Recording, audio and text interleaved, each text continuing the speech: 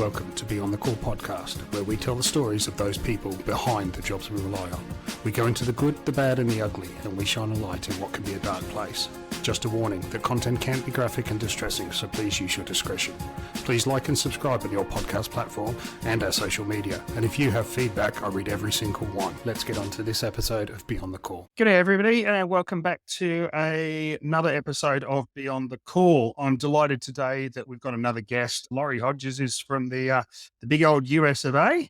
And I'm really happy to have her on. She has an extensive history and I'm going to let her tell you all about it. So Lori, welcome to the podcast. Thanks for joining us. All right. Thanks for having me. I appreciate it. No worries at all. Let's start from the bottom or the top or whatever you want to call it. Where were you, tell me about your childhood. Where are you from? What was childhood like? So I was born and raised in Colorado, and my childhood was in kind of rural Colorado.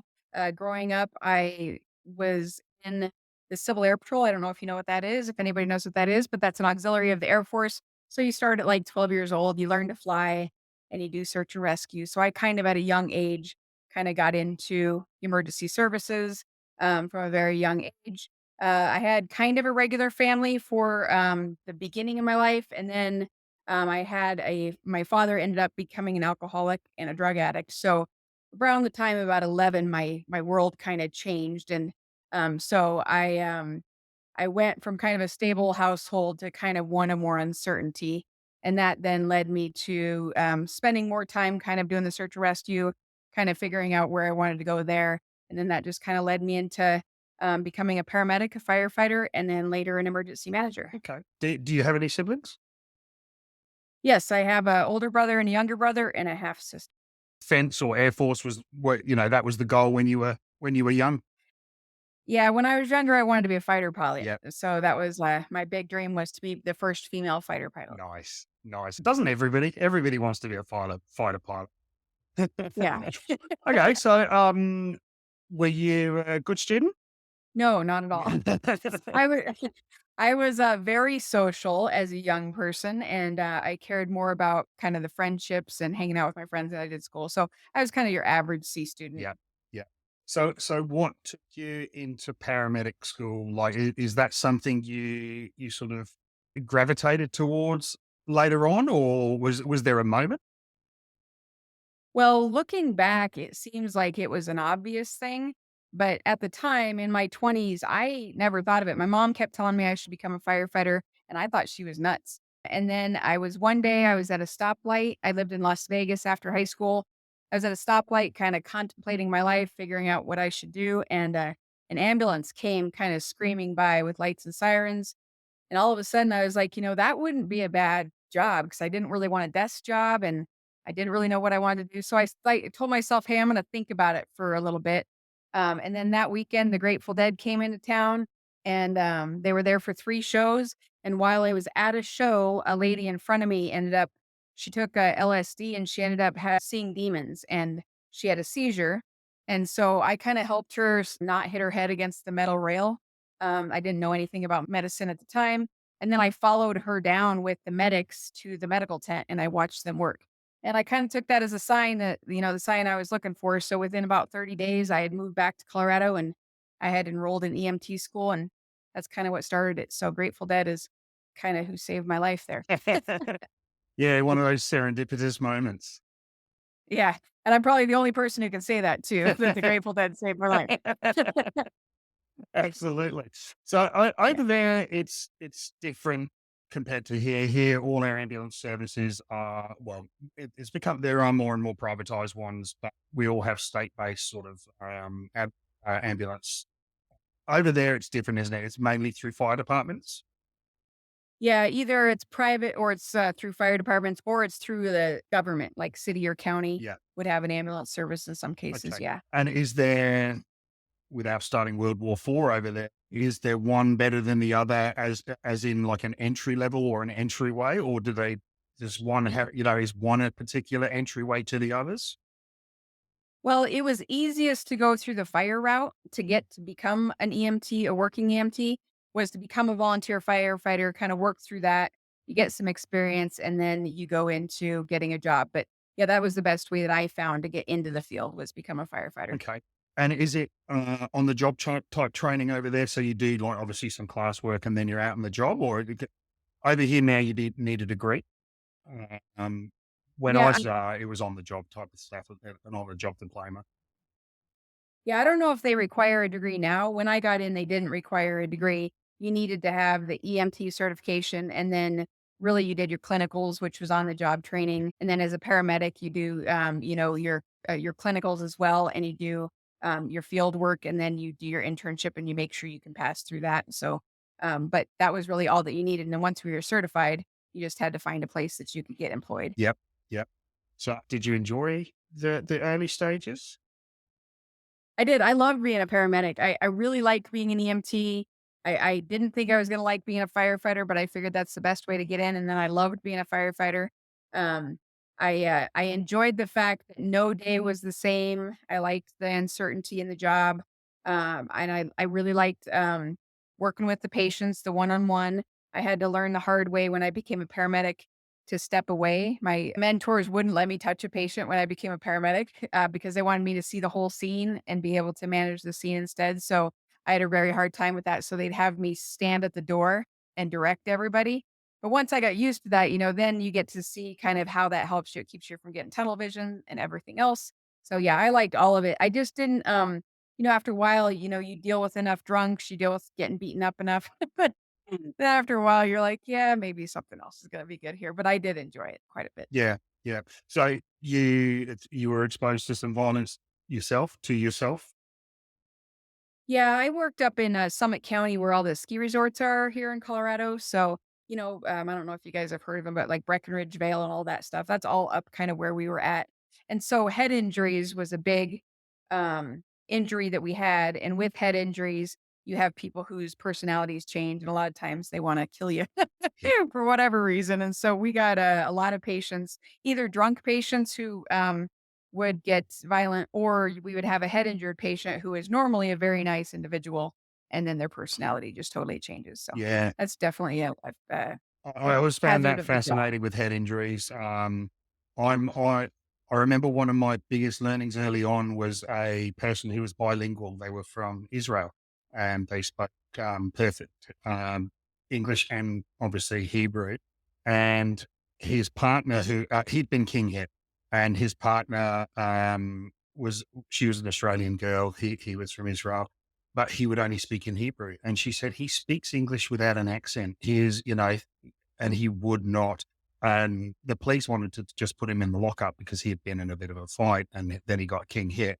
And I said to them, no, he needs to go to hospital. And yeah, he ended up with a big ass brain bleed. And if he went to Yeah. if he went to the watch house, he'd probably be dead. And that happened two or three further times down my career where when they're bilingual and they only speak in their native tongue and they cannot understand something that, before this accident or whatever the case would be, they could speak perfect English. It was a major red flag. And, Oh, and absolutely. you'd meet them later on, lovely people. Yeah, they're definitely good. And same thing for diabetics, their Yeah. whole personality changed too. Yeah. And then you just dealt with that. And then when you see them again, they're like the nicest person Yeah. you've ever met. Whereas alcohol for me kind of, if you're an asshole, it makes you a bigger asshole. If you're a nice guy, it just makes you into you know, a loving, nice guy, cuddly, and all that sort of stuff. I think if you're predisposed to violence, it accentuates that with alcohol. Yeah, Whereas absolutely. brain injuries change who you are. Right. Exactly. Yeah, we had a 80-year-old woman, she was probably like, I don't know, 100 pounds at the most, and, she was getting into her car and she fell and hit her head. It was something that simple, and she was totally fine when we got there, and my, partner put her in the back of the ambulance, and I said, "Do you want anybody in the back with you?" And he's like, "Oh, no," and he scoffed at it, and he's like, "Whatever." And so halfway there, she just turned into like uh, a wrestler, and she, like, launched off the bed, and she started beating him up, and, so he's yelling at me, and I was laughing at him because I gave him the chance to have somebody in the back, and he didn't take me up on it, so Yeah, we live and learn, don't we? And that's the thing with them with our job as a paramedic. You can't learn it out of a textbook. You've got to Right. experience it. You got to build up the database of just shit you didn't think you'd see. Yeah, exactly. Yeah. Everything's a learning ground. Yep. Absolutely, absolutely. What was your what was your best story of being a paramedic? What was your success Right. story? Now, that doesn't necessarily mean a good outcome. It means what was your best story as a paramedic? Well, I guess I have 2. One is a short one is a little bit longer, but one was it was a, terminal cancer patient, a woman who, it was we were taking her from Summit County down to Denver, which is a 2-hour trip. And all she wanted was to live long enough to see her kids, and so she didn't want any pain medicine. She wanted to remain, you know, cognizant and healthy and be able to understand them when we saw them. And so it was just that trip with her, that 2 hours, knowing that it's kind of her last trip, to go see her kids and just being able to help her with that. I always remember that one call. Um, the best or the worst call and the best call that I had was a, skier at Arapahoe Basin who went off of a jump and he hit a tree midair. And we were called to a femur fracture. And, in a ski industry, femur fractures were a dime a dozen. So it wasn't like anything special. We got there and there was just something about him that told me something else was going on. He was talking to us, he was alert, oriented with everything. But something told me I just needed to move quickly with him. So we had Flight for Life ambulances. So if we can't fly the helicopter, we have an ambulance that can take people with the critical care equipment inside of it. Yeah. And so I contacted them and I said, "Hey, I need you to meet me at Keystone," which was the closest clinic to where we were. And they're like, "What's going on? This is a femur fracture." And they're like kind of giving me a hard time. And I said, "Hey, I can't get a blood pressure on him and I just feel like something's wrong." And so we went emergent to Keystone. And by the time I got there, I still couldn't get a blood pressure. So I started a couple lines. I thought he was bleeding into his chest.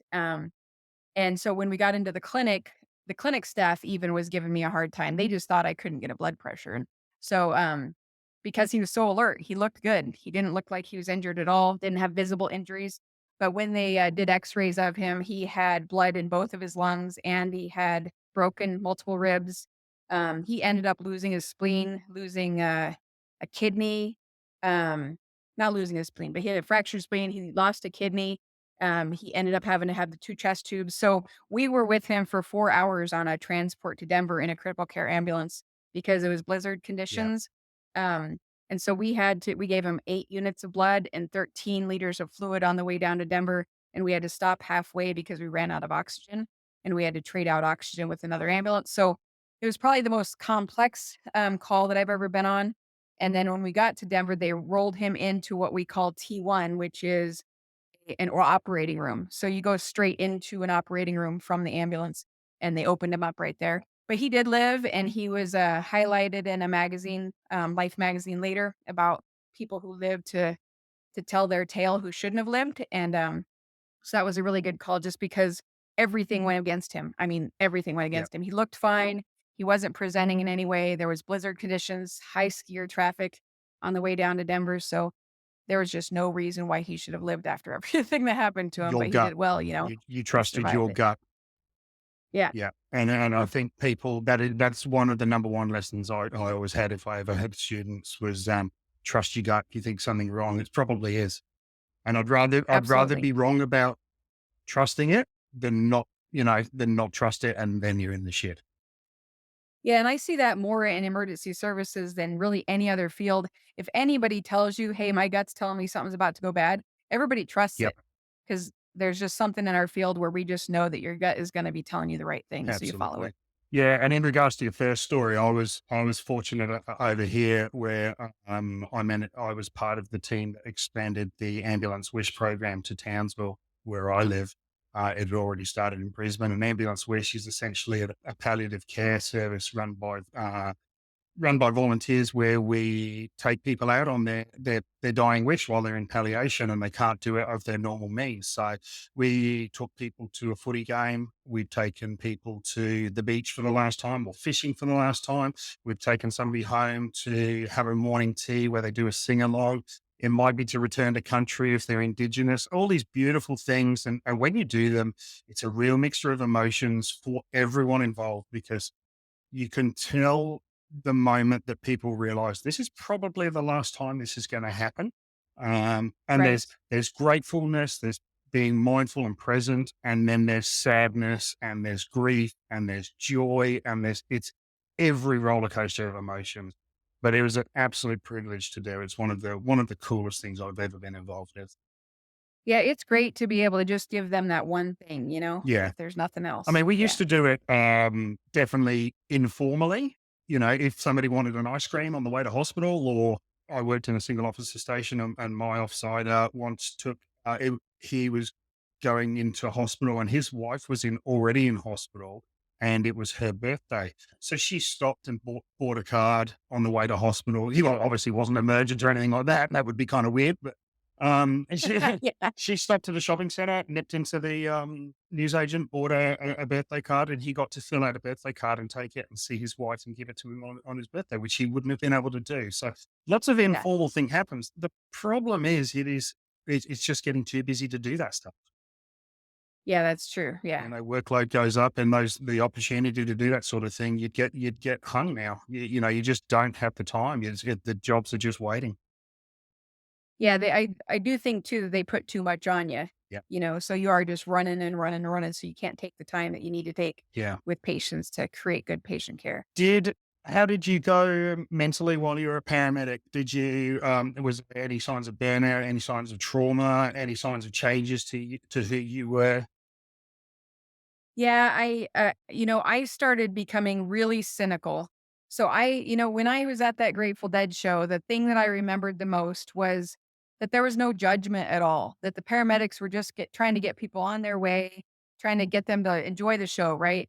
So I thought that's the career for me. There's no judgment at all. Well, that's not true. There's really a lot of judgment in the field. And so, because you see the worst of everybody all the time. So it's just like police officers. It's hard not to become cynical. It's hard not to become judgmental of people making bad decisions, like the guy who tries to surf the gondola and then they fall off the gondola and they're wondering how that happened to them. Yeah. So I started seeing that in myself. I didn't like how cynical I was becoming, and I didn't like how little I trusted people. So it started to change me. So I really liked the field though, but I really liked the big scenes. And I liked the coordination of multiple entities. And so I really started getting into the emergency management realm, the more of the disaster work, because it's more of that coordination of, and also, after a while, you get tired of being in the field. You're cold. My gloves would freeze to my hands because we lived in the ski resort. And, the drunks obviously, get enough of that and getting beaten up. So I was also looking for kind of that change there, but definitely burnout was part of it. Yeah. It was starting to change me and I didn't like who I was changing into. So I started to think about where the next step was. And how long into your career when this kind of this transition sort of process in your head started? Well, so I was a medic for 10 years, but I had an idea before that emergency management's where I wanted to end up because I joined an incident management team as a paramedic. And, here in incident management team, they get called out to kind of run the bigger events. And so I started training as a planning chief within an incident management team. And so I would go out on wildfires and other events and work as a plans chief or work as a paramedic. And I just loved that. Like I loved every part of it. And so I was really going that direction anyway. And then I was at a Crash Test Dummies concert. There's something about concerts in me that changed my career. But I was at a Crash Test Dummies concert and I ran into a friend and I lived in the neighboring county and she said that there was an open position in that county for their first ever emergency manager. And so I applied and it was supposed to be a part-time job, so I figured I was going to continue being a medic, but I'd have this part-time job that I could get into this field. But then when they got to the second interview, they said, "Do you think this is a part-time job or full-time?" And I said, "It's however." I said, "It will be as busy as um, it needs to be. So if you hire me part-time, I'm gonna give you part-time work, but there is full-time work here. You have a lot that needs to be done. So if you hire me full-time, I will be busy." So they ended up hiring me full-time. And so that was kind of a quick shift out of EMS because I couldn't do both jobs. So I stayed on for a little while, a couple of years as kind of a PRN, paramedic, just doing shifts here and Yeah. there. But after a while, it was just too much. And so I ended up letting my certification go once I knew that this field was really where I wanted to be. Yeah, emergency management is definitely something that's evolved over the last sort of 15 years, 20 years. Oh, yeah. As part of our state-based ambulance, we have an emergency management section, but we also manage our own local ones as well. I've been my worst experience was probably I was thrust into um, the event commander of Groove in the Moo, which is a big festival we have up here with about 25,000 people, essentially getting off their tits, for a full day. I was thrust into that with 3 days' notice when the existing event commander broke his leg. So I'd never been to a Groove in the Moo. I'd never, you know, been involved with anything like that. And holy crap, that was a wake up call.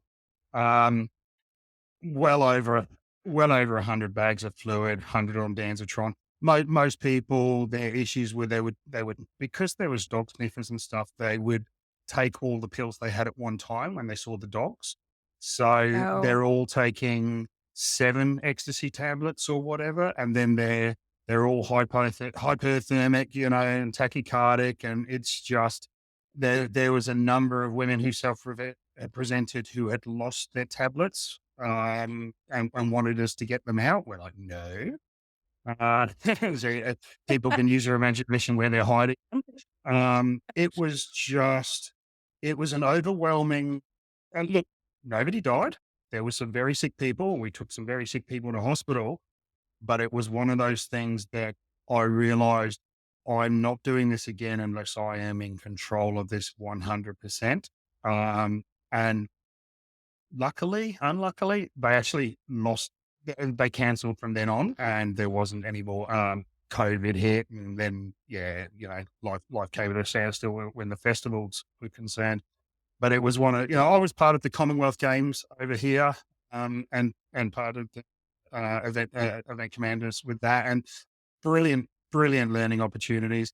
People don't realise that we've got the 32 Olympics in Brisbane. There are dedicated people right now working on that.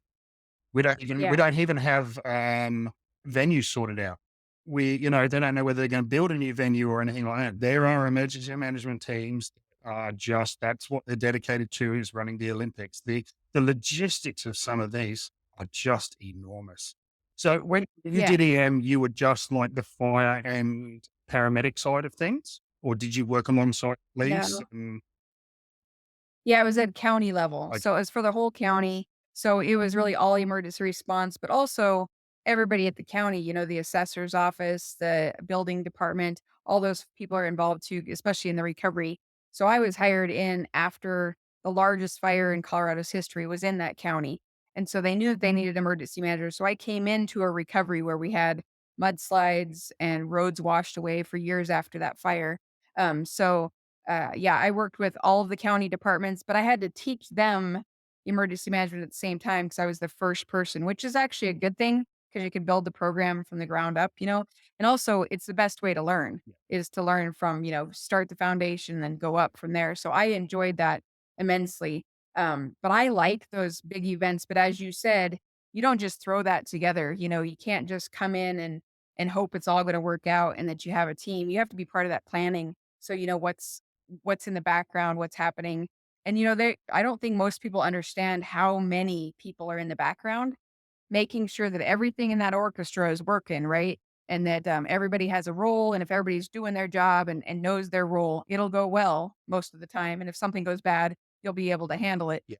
But most people don't see any of that. They see the first responders, and they think that if something bad happens, people show up and they take care of it. But really, there should already be the plan in place where you're already ready for whatever's coming. That's right. The emergency management side is about the planning for the what ifs. And Yeah, if a what exactly. if comes that you haven't planned for, that's definitely part of the learnings for the next one. Because ultimately, when they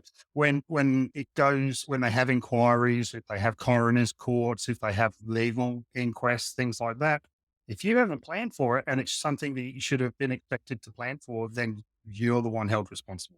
At the beginning of my career, I heard a lot of incident managers or incident commanders say, well, we don't want to have a plan because we don't want to be scrutinized against the plan if we go off the plan. But then it became, if you don't have a plan, you're going to be held liable. So it switched, Yeah.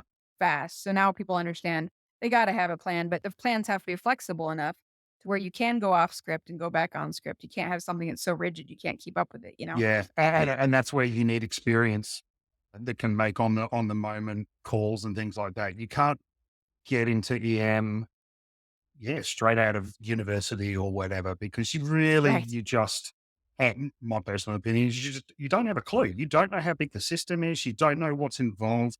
You can't organize paramedics if you've never been a paramedic. Yeah. And it makes, you know, I think that if you can understand what's happening in the field, that helps you figure out how you can best support the field. But also, people in the field, they learn tools and they learn ways in which to work to keep people safe that then can translate very well into emergency management because now you're looking at a broader scale. But it's those same lessons, though, that you're learning. And you deal with chaos on a regular basis as a paramedic or a firefighter or a police officer, so then when you go to emergency management, it's just chaos at a bigger level, Yeah, and with more partners that all have to coordinate together. yeah, So it does help you learn if you have that field experience, yeah. definitely. Bigger boat, but more captains. Yeah, exactly. So when you started in the EM route, did you have any actual formal training in EM? Or I know you said you were interested, but how did you sort of navigate your way through?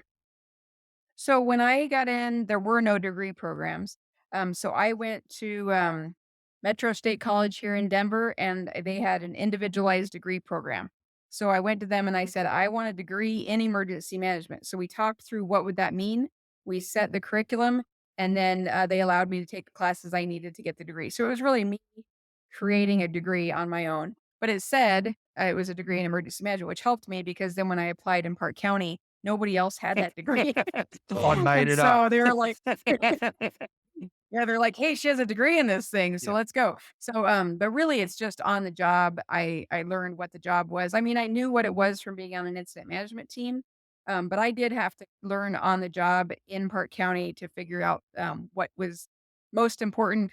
The one big lesson that I have from that, though, is when I was a brand new emergency manager, I really thought I had to have all the answers to every question. And so I stressed a lot about the fact that I did not know everything I needed to know. And who knows what the next thing is? It could be a school shooting, it could be a wildfire or a flood. Am I going to know enough, to be able to help the community? And I studied later on, I studied chaos theory, and that really freed me because that taught me that we live in an unpredictable world and you can have the best plan in the world, but that plan's going to go off the rails. So, really, what I needed to do is know who are the right people to bring into the room to solve an unknown problem. And as long as I could do that, I didn't have to know everything anymore. So, emergency management to me was very freeing because I was stressed a lot as a paramedic too about, am I going to do the wrong thing for a patient, right?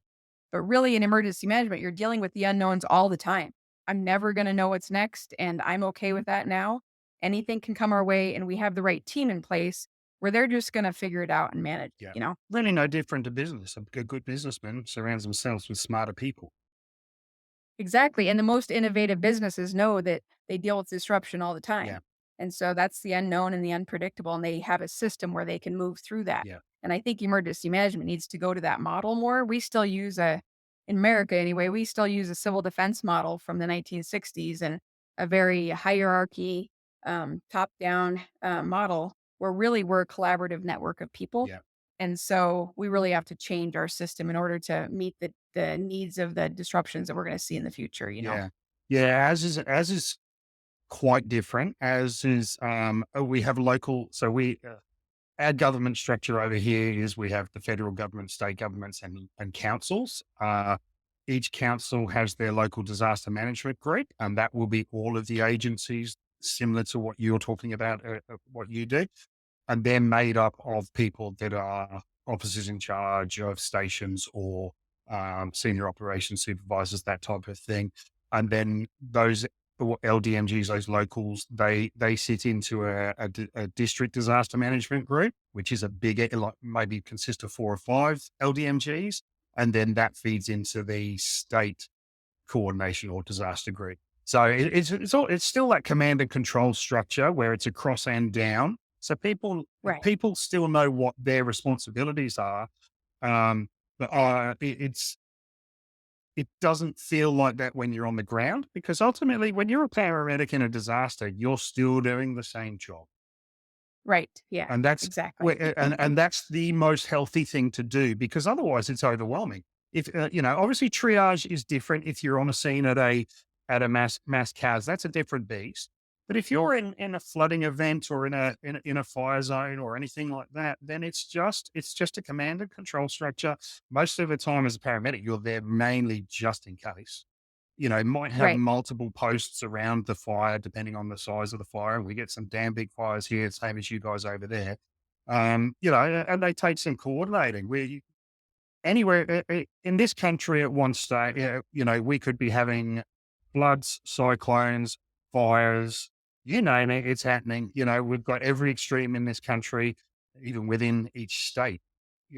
So I think the big thing is, after every event, be it little or big, is the post analysis is absolutely critical for the people involved in that emergency management level to just see what could go better or what can we prepare for next time. But the height of arrogance is thinking everything went right. Yes, exactly. Yeah, I was actually getting a briefing from a high level executive from the ATF, Alcohol, Tobacco, and Firearms Federal Agency. And he was talking about a major incident that occurred, a very um, well known incident. And I asked him, I said, so what would you do different if you had it to all to do over again? Because this incident did not go well at all. And he goes, actually, I think we do everything the same. And I kind of gave him a look, and he waited until the break, and he came up to me and he said, so I saw your look. So talk to me about that. And I said, you're telling me that that incident there, the one that went really bad, there's not a single thing you could have done different. And he's like, yeah, maybe I should have, talked more about that. I'm like, yeah, the fact that you didn't learn a single lesson tells me everything I need Yeah. to know Yeah. about who you are. Yeah. What's the definition of stupidity? Doing the same thing over again and expecting a different result. Yeah, Yeah. absolutely. But also, I do think like the after action review, which is what you're talking about, is so important. But also, we do that. As the incident is moving through, we do what if analysis. So we have a group, we call them a consequence management unit. Their whole job is just to say, what if this tower goes down? Or what if the fire passes this road and we got to deal with this?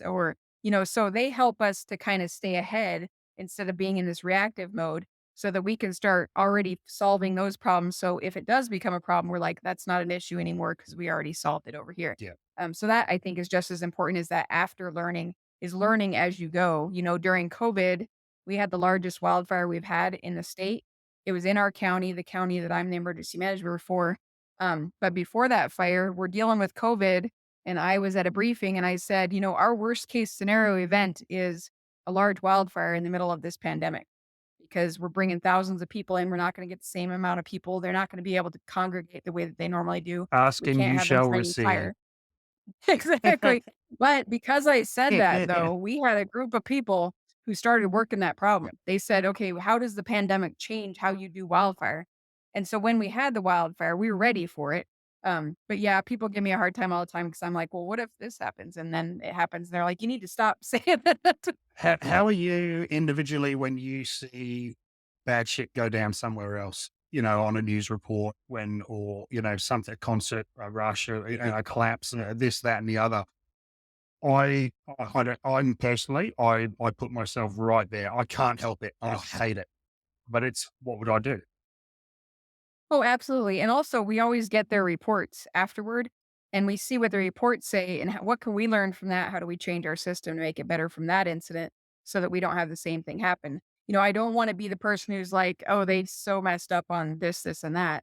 In some cases, that's inevitable, but that doesn't teach us anything. Really, we have to say, if this incident happened here, would we be facing the same thing, or do we have the systems in place that could handle that? Yeah. And that's where we learn from it. That's one of my biggest bugbears at a state level, is that I've often asked for, let's say, for example, we had a balcony collapse many years ago, and there was a party, and there was about 30 people on this in this balcony in a very sort of high affluence society, area, and a balcony collapsed. 30 people got injured. It was a multi-cas, and it was a big deal. I do believe a couple of people died, um, but they don't disseminate after action reports to the staff because I think they're scared of almost admitting something went wrong. Yeah. But you learn from as a paramedic on the ground, you learn more from reading that to go, okay, this is something that we can do different, or shit, I didn't even think about that happening, or that restriction. Because especially when you're new, the average paramedic now over here is less than 2 years into their job. The life expectancy of a paramedic in their job now is 5 years. When I started, you were careers. Yeah. So, Yeah, that's so true. you need people you need to be able to learn from other people's mistakes without that criticism, that personal attack and stuff like that. But as a system, we need to learn. But to do that, you've got to share information, and that could leave Yeah, you exactly. vulnerable. But you learn more from mistakes. It's one of those things. If you don't hear anything, you've got to presume everything went well, and most of the time, that's a load of crap. Right. I was on a big incident here in Colorado. It was a shooting, a mass casualty shooting. And I at the time I worked for the state, so I worked with a lot of the local jurisdictions. So it was in their jurisdiction. I went and I helped them. But afterward they asked me to facilitate the after action, facilitate the conversation between law enforcement, paramedics, and everybody that was on scene about lessons learned. And when they told me that, they said, but don't bring up this one topic, right? Don't bring this thing up because it's the big elephant in the room and it's really gonna fire people up. And I said, "Well, that's exactly what we need to talk about." Yeah, Because if it's the thing, then it's the thing that failed. And if you don't fix it now, it's just gonna keep being a problem. absolutely. And if as somebody who's on the ground, if something went wrong and nothing's learned from that, you don't move past it. No. You hold on to those little demons and they chip away inside of you. If you've made a mistake or if you've learned something simply because you haven't seen it before and you had to make it up as you went along, which is a lot of what happens, Right. if you don't have the opportunity to grow from that, then yeah, it'll just keep chipping away. Yeah, that's one of the biggest lessons from being a medic is it's the first time I had ever been in a place where they would train you to fail on a regular basis. So, in your exams, they'd have you have a patient, and the patient always went off the rails, no matter what you did. And so, you had to kind of learn and figure things out as you went. But I also got okay with failure, and okay with learning. Okay, that treatment's not working. Let's try this other thing here. But I don't think most, organizations allow for failure. They don't even allow for failure in exercises. Yeah, And so we really push that here where if we're not exercising the failure, we're exercising the wrong yeah. things. Because we want to figure out what that point is where we don't have a system or something that's going to work. But I still think that fear of failure is one of the biggest things in our field that is going to become a problem, down the I line. agree. I agree. I know when I went through and it was a diploma, we used to do what we call a panel, which is where we'd go away, we'd stay at like a Boy Scout camp for 5 days and we'd just get hammered with scenarios. And one of the scenarios, um, you would you would get presented with it and the patient would arrest and you would do CPR and you were thinking, shit, what have I missed? What have I missed? They want to know if you're ready to call it. That was Right. the test. Are you ready to say this patient is deceased and you're ready to apply the discontinuation criteria and say that they're dead? Because otherwise you'll Yeah, be I've there for done three everything I hours. can possibly Yeah, do. that patient was Yeah. always going to die. That was the test. It didn't matter what you Exactly. did. He was going to die or she was going to die. So, and you have to expect it. I mean, how many in your career, how many cardiac arrests have you had that you remember that have walked out of hospital? I only know of Yeah. 2 my entire career Yeah. that, went from dead to being alive. Yeah. Yeah, I think I was lucky. I had maybe 6. There's other people that have had 20, and there's other people that have had none in a 20-year career. People think, and that's just luck. We Yeah. all do the same stuff for the same patients. Whether or not that's gonna make a difference that's up to, powers higher than us. Right.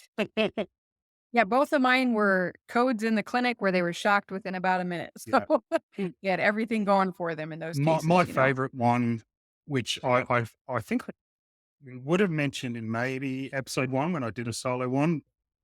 We were called to a patient who was short of breath, and when we arrived, he was unconscious, and a GP who lived nearby came back and said, "Don't worry about it, he's dead."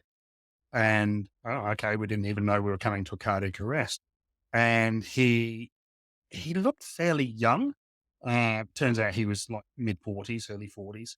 And we went over to him. We're having this conversation, and we said, "Oh, well, should we put the pads on?" And general discontinuation criteria for rapid discontinuation. Spin it out. Rapid discontinuation criteria for us is if they haven't had CPR for 10 minutes and there's no signs of life, then you don't even have to start. But he Right. just looked young. We said, well, how about we put the pads on or put the dots on and we'll see if he's got anything and go from there. And he had a very, very fine VF. We're like, so we kind Just of enough. looked at each other and went, okay, right, well, let's give it a go. And so he was about 12 minutes before we started anything, from call received to before we started anything. And then I think it was 36 minutes, many shots, lots of adrenaline, and we got Ross. And we kind of looked at each other. There was a team of us there, and we were like, "Oh, shit, what have we done?"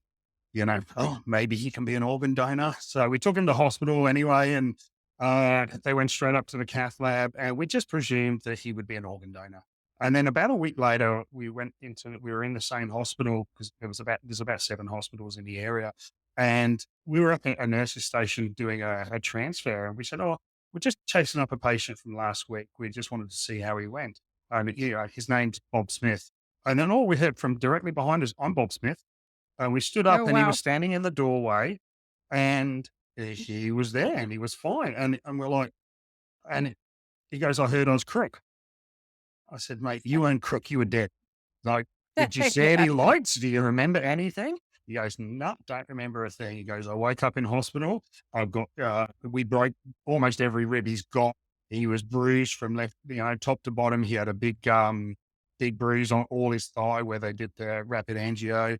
And he was getting discharged the next day to go to his son's wedding. Wow. So he That's was awesome. 48 minutes without his own pulse. Again, that's Yeah. not our skill. That's just he wasn't ready to go. Exactly. Yeah. And There's some people that beat all the odds. absolutely. And others that you're like, no, they'll be fine. And you Yeah. go in and you finish your paperwork, you're handing it into the cube and they're doing CPR on the patient. It's like, what the hell did you do? Yeah. You bloke did Exactly. not They were ask me. fine when I got it. All right. So going back to the EM, so you got your own degree, you designed your own degree, and you got that. Yeah. Did you have any feedback into ongoing education as far as EM is concerned? Well, yeah, we have FEMA here, and there's a ton of FEMA classes, the Federal Emergency Management Agency. So really, that's where everybody kind of starts as they start going through those FEMA classes. But mainly for me, it was learning as I went, learning from the people that I was working with, learning about the incidents that we had, and building a program that was best for our community. So I don't think, like, if I designed a program now, I would not have people take FEMA classes. I would have them take classes on mediation, facilitation, problem solving, project management. Those are the things that emergency managers do the most. The rest of it is a byproduct, I guess. But it's not really what we need to be trained on. That stuff's going to happen. But if you have good project management skills and you can deal with a little bit of chaos without freaking out, then I think that you have the right personality to be able to just get in a room and be like, we can figure this out. We're gonna be okay. Yep. And if we can't, we'll get somebody smarter than that, and then maybe they can put in their 2 cents. What do you reckon about AI Uh, with regard to to what? EM? I think it has a huge Oh, role to play in the future for yeah. simulations So and that type of thing. yeah, so I have mostly millennials in my staff and Gen Z. And so I'm a Generation X, and so for me, technology doesn't come easy to me. But I have people on my staff who are all over it. So we were in a staff meeting and I'm very wary of AI because I have a degree in terrorism. So I see that side, like the bad Yeah. actor. And so I'm wary of how it will be used from, in an adverse way. But anyway, we're in this meeting and I told my staff, hey, you know what I'm going to do? After this meeting, I'm going to create a crosswalk between these emergency support functions and lifelines, and then I'll show that to you guys. And one of my staff members, in the 5 minutes I was talking, he did it with AI Yeah. and he showed it to me, and I was like, okay, so there's some good stuff about AI. One last thing Absolutely. I gotta do. Absolutely. It is an amazing, and I know very little about it. I've seen as examples of it. I've got a friend who's a teacher, and it writes most of the syllabus, and then it cross-checks his lesson plan over the, grades it and things like that. So it can do amazing things when you understand it. Absolutely, it's got some negatives, and it's got some scary times. And I think whoever controls AI is, yeah, they're going to be a dangerous person, or like a entity, probably more like. Um, and anyone who thinks AI isn't controlled, data has to be inputted. Right. Well, it's just like anything. Anything can be weaponized. Absolutely. So really it's about setting the ethics around how you use it, but then also you just need to know that it's a tool in a toolbox, but it's not everything, Yeah. right? So I was in a meeting with a bunch of big brains from the National Science Foundation, and they were all working together on a proposal for a grant. And they were asked. I was the only practitioner in the room, and so they asked me, if there was one tool to rule them all, kind of like the Lord of the Rings thing, what would that tool be? And so I was thinking about it in that meeting, and by the time it came up to me speaking, I said I have a tool that would rule them all, and I said, if you guys could create, because right now my biggest problem is I'm not a hydrologist, I'm not an engineer. And so when I have these complex problems of debris dams coming down a creek bed that could cause a landslide or a mudslide, and I need to know the degree of risk within that basin, whatever it is, right now, I can have all the data in the world and it means Yeah. nothing to me until I have others who analyze Yeah. that data. Yeah. So I said, you teach AI hydrology and you teach AI the engineering. And that way I can ask any specific question that I want. We give them good data. So you don't just use public data that could be trash. You give them good data and you say, okay, what's the risk of this becoming a mudslide with the debris dams that we currently have on Yeah. this basin? And it's able to analyze that risk. And they said, we could do that right now. And I said, you bring that tool to me, I'll pay for that tool because it solves a very specific problem on whatever I need. I can ask the question Yeah. and it's with good data. And so they were so excited about that. They're like, if we could tap into AI for that specific thing and teach it along the way, the hydrology and everything else, it could be a valuable tool for, whatever an emergency measure needs. Absolutely. I mean, and that's the thing. Most of these, all of these predictive things, they're just data insets. So if you Yes. give them enough data, they can just process, AI can just process it at a rate that we can't fathom, but it can give you 3D modeling. It can give you things, and I haven't seen this, but I know it's available. So exactly. If this dam, if it gets to this amount and this burst, but it's still raining, that will change things. And they're all the inputs, and you can get 100 different variations of, depending on what inputs you put in, and it's real time. Yeah. They can give it to you, and that's where I think, yeah, and it can be as far as your building collapses, your floods, your hurricanes. I think and we'll talk about the hurricanes soon. But all the meteorology, you'd have to think meteorologists are very threatened as a species because it's a data input. Meteorology is about it's computer and data input. Oh, yes, models, Yeah, and anybody could do those yeah, models, and they just have to try to interpret it. And AI, the thing about it is it learns from the past. So it's constantly learning. So it's like having somebody in the room who's gone through 1,000 different events yeah, and they've learned over time. AI is doing that in seconds. Like when I was in that meeting, they said AI right now is at 80%. So we could get an 80% solution and then teach it the rest of the way. yeah. And so Look, again, it has great potential, but it could also be very bad. absolutely. Yeah, I think it's exponential, and we're at the very bottom of the up curve where it starts to just go nuts. And Oh yeah, I like think the life in 10 years and 20 years is completely different to what we are right now. Yeah, like the fake videos that we're seeing Oh, and the fake voicemails where yeah, we, had a meeting with our commissioners where the IT director played a voicemail in his voice that wasn't him. yep, It was computer generated AI that created a voicemail, he never said it. yep. So you don't know who you're talking to, you don't know if the video is real. So again, all those safeguards have to be put into So place the so that we're software good that to I'm go. using now to record this, it learns yours and my voices, and it comes up with a transcription, and I can edit our conversation by putting words in, and it will voice those words in our voices. Wow, You know, that's scary. it is, it's scary. And the line between what's true and what's not, or who's real and who's not, is going to become more and more blurry. I don't know how you stop it. It has to be legislative, I think. Yeah. But yeah, the hard part is the it's going to get so good for the common person that we won't know the difference at the time. Right. And it's coming so fast that they're already behind the ball. I mean, it's already moving so Yeah, quickly. So absolutely, absolutely. So, what's your biggest sort of learning as an emergency manager? Or so you got your master's, didn't you? I have 2 master's degrees. So one is in public administration, and then the other one is in defense studies with a emphasis in homeland security. So that's the terrorism side. Okay. So was that part of your emergency management, or you just that's something you got interested in, sort of into that, like as a result of that?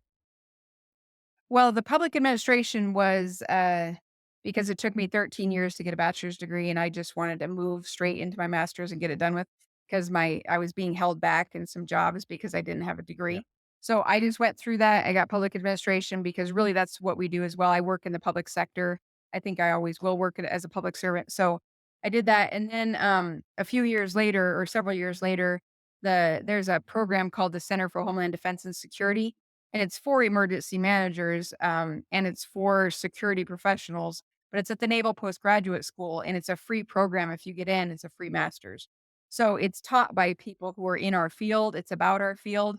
And it really gave me a lens into terrorism that I never really knew about because I really deal mostly with the natural disasters, but it was really good for me to see this human side Yep. of disaster as well and to see how that's managed differently.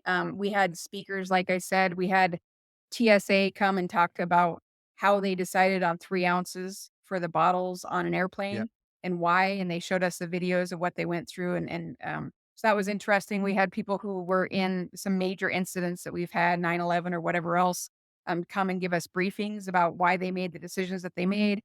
So it was just an excellent program, but that's also the program that introduced me to chaos theory and complexity theory, Yep. and that changed everything for me. It completely changed how I work as an emergency manager. It changed how our program was developed. We don't have hazard specific plans at all in our county. Everything is based upon process because it doesn't matter if it's a flood, fire, hurricane, or zombie apocalypse. If I know how to do public information management or resource management, I know how to get what I need for whatever the threat Yep. is. But that's a very different mindset than most places in America where everything is hazard driven, where you have your flood plan, you have your fire plan. Yep. We don't do that in Larimer County anymore just because of the complexity theory. We're working in unknowns. Fires cause floods, then they cause mudslides. Which one of those are we going to be in? We could be in all three all at one Yeah. time. Yeah. Oh, that's cool. Okay. Well, what we'll do is we're going to wrap up this episode. We're going to keep going and we're going to make this as a part 2. So thanks, everyone. If you've got any questions, please email me at beyondthecallpeter@gmail.com or contact me via the Facebook page and come back for part 2.